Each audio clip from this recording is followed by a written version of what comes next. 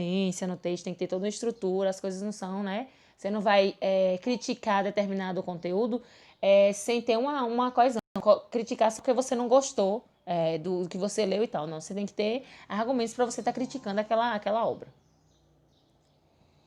Então, para se produzir um texto resenha, devemos considerar seus diversos contextos de circulação possíveis, né? Qual meio que ele vai circular, né? As chamadas de esferas de atividades humanas, que são basicamente pública ou privada, né? Sendo que a última se estabelece com base nas relações imediatas de um indivíduo, que são o quê? A família, amigos, vizinhos, enquanto as públicas, né? São aquelas que ultrapassam o âmbito das relações imediatas e são partilhadas por toda uma comunidade, ou seja, no trabalho, educação, religião, política. Quando você vai fazer uma resenha em que essa resenha vai ser exposta para a sua família, é uma coisa. Mas quando você vai fazer uma resenha que essa resenha ela é exposta para o público de modo geral, aí você tem que pensar no que você vai escrever, né? Outro fator importante que se deve levar em consideração na produção da resenha é o suporte, ou seja, o meio material em que o discurso se dá, né?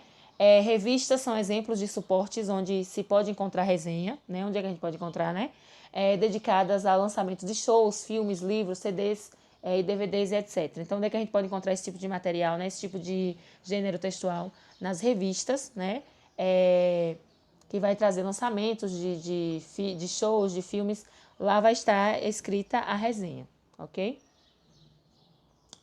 Para o texto resenha, alcançar a clareza necessária, né, e o seu bom desenvolvimento, deve fazer uso em abundância de adjetivos, né, e substantivos.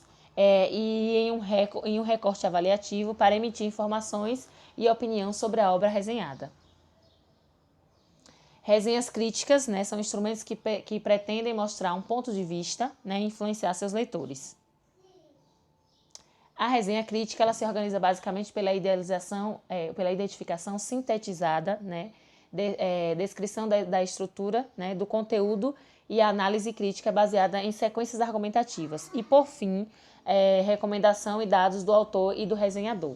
Então, quando você vai fazer uma resenha crítica, né, você vai fazer a descrição do conteúdo, você vai dizer, né, que conteúdo é que você está trazendo. Aí você vai fazer uma análise desse conteúdo criticando, né, claro, com argumentos, desculpa, gente, criticando com argumentos aquele determinado conteúdo e, por fim, você vai colocar os dados do autor da obra que você fez e os seus dados, entendeu? Então, a linguagem utilizada na resenha deverá levar em consideração ao público que se destina. Então, qual o tipo de público que essa resenha vai ser apresentada? Então, ela tem que ser de acordo com o público que ela vai ser exposta. Nas resenhas é de bom tom, né, que o enunciador faça uso de recursos como a modalização, fornecendo pistas, né, do efeito de sentido que pretende alcançar em seus julgamentos e opiniões, bem como expressões que as atenuem para tanto poder fazer o uso de citações diretas ou indiretas. Então, para você ter como base, ter como referência aquilo que você está falando, você pode trazer as citações do texto. Então, você pode trazer as citações direta ou indireta, né? E com o uso de verbos de dizer.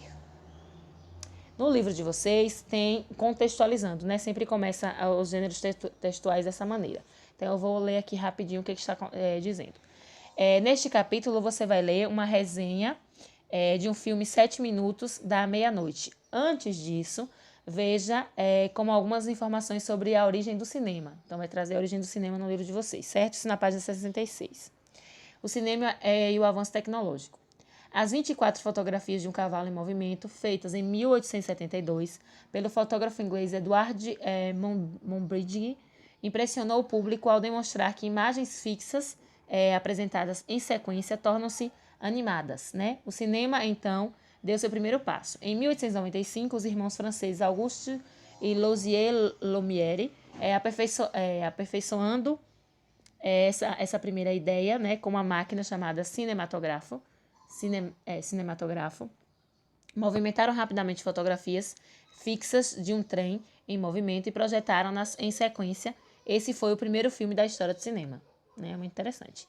Em 1903, foi lançado o primeiro filme em cores, né, O Grande Roubo do Trem, do estadunidense Edward S. Potter, com um processo de de coloração à mão. Em 1935, é o filme Vaidade e Beleza, de Robert Molière. Oi, mamãe. Peraí, viu, mãe?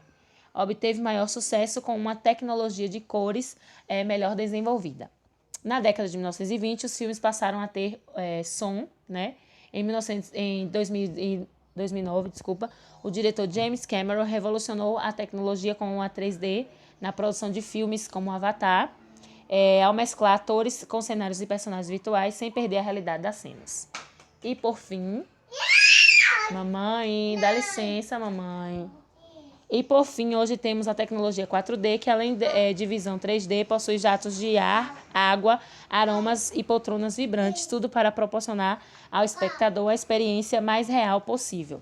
O nome 4D pode surgir a quarta dimensão. No entanto, trata-se apenas de uma tecnologia com mais opções sensoriais que a 3D. Então, observem aí o que traz aqui no livro de vocês sobre a criação do cinema, né? Esse meio tão importante, como é que eu posso dizer, tão visto, né, atualmente, certo? Agora nós vamos fazer a atividade que eu vou mandar lá no WhatsApp, ok? Beijo, beijo.